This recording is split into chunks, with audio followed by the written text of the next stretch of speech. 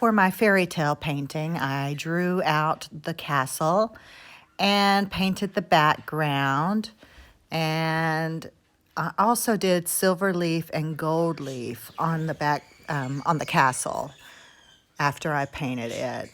So there's the silver leaf and gold leaf, and here I'm piping flowers.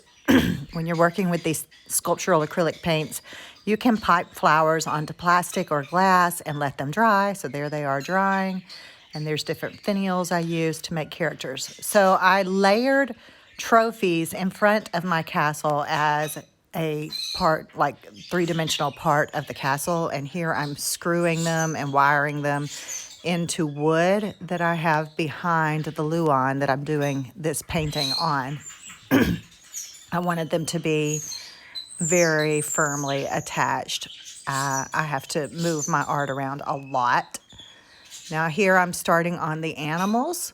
I like to do their faces first. You notice I have a muzzle there is a plastic lid, and I already have the hat and that big piece of salvaged inside of a clock glued down, and I screwed the heavier things also into wood behind the luan, which made this painting very heavy, but it makes it hold together better as it's getting moved around a lot.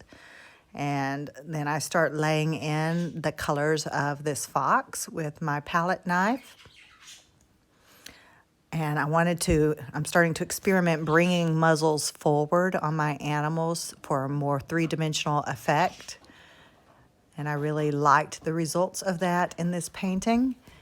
You could do it all in paint, but it takes forever to dry, much heavier, and very, very expensive. Here I'm adding some found objects into the wet paint of the little girl pig.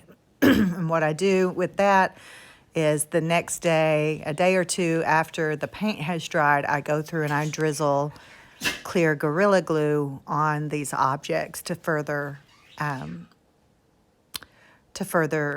adhere them to the painting. And I love my eyelashes that I've started adding to the animals. I used to try to paint them, but with these textures, it's very difficult to paint that. So now I'm just adding metal eyelashes, twisty ties, whatever. Here I'm doing my cat, starting with the palette knife. I already had the jacket done. I like to add blush to all of my animals, just kind of part of the whimsy. And then his shirt, I did some lace out of paint. I go to the frosting, cake decorating section of stores and check out what they have. And I found one where you can make lace. There it is. I'm peeling it up. So cool. It's paint. I just love that texture added to some of my pieces. Just very, very cool. And then I'm giving him his accessories, teeny tiny little buttons on his vest there. And, here I'm doing whiskers out of metal, like leftover bits of metal. Okay, now the chicken, I liked her beak. I used Gaffrey gold paint and one of those little sawtooth hangers bent into the shape of a beak. I thought that was a fun detail.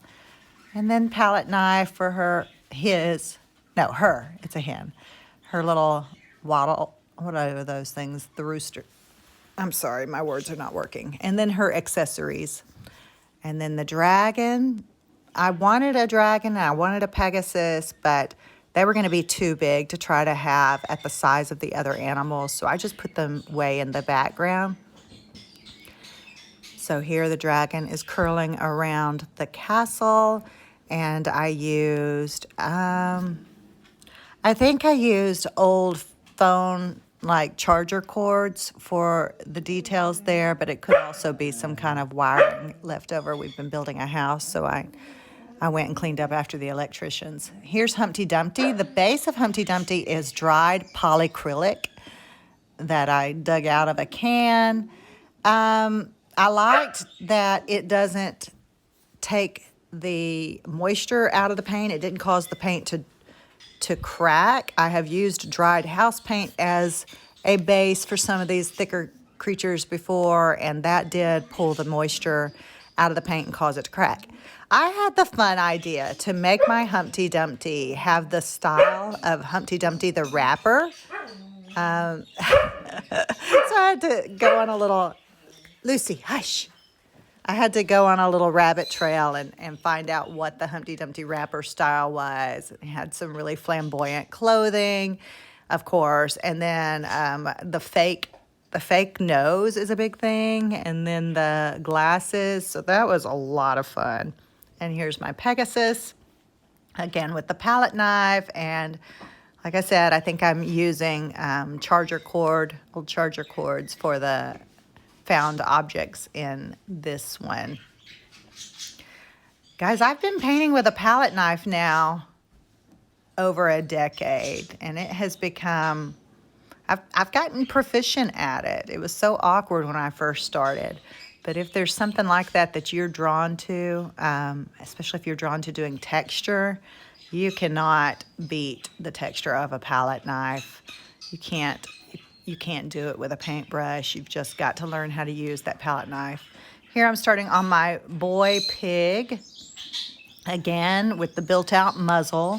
I like to paint my eyes flat with regular acrylics normally before I do the rest of it. Now, if the animal has bulgy eyes, I'll treat that differently. But animals that don't have bulgy eyes, I'll paint them first. And then laying in all the pink for his skin and nozzle and muzzle, all of that. And then time for the wolf. I used finials or decorative elements of old furniture that I had purchased at some antique shop for his hat, along with the trophy top. I thought that was a fun detail. And then I'm laying in the gray here, and I gave him 2 lids for the shape of his muzzle. I still ended up using an awful lot of paint to build the muzzle out. I might try like aluminum foil or something else to help build that shape out around the lids next time, but I was pretty pleased with this process. I think that's the direction I'm going to go in this year, is pushing my muzzles forward. He's a handsome fella with his yellow eyes. And then the last character that I'm showing is the rabbit.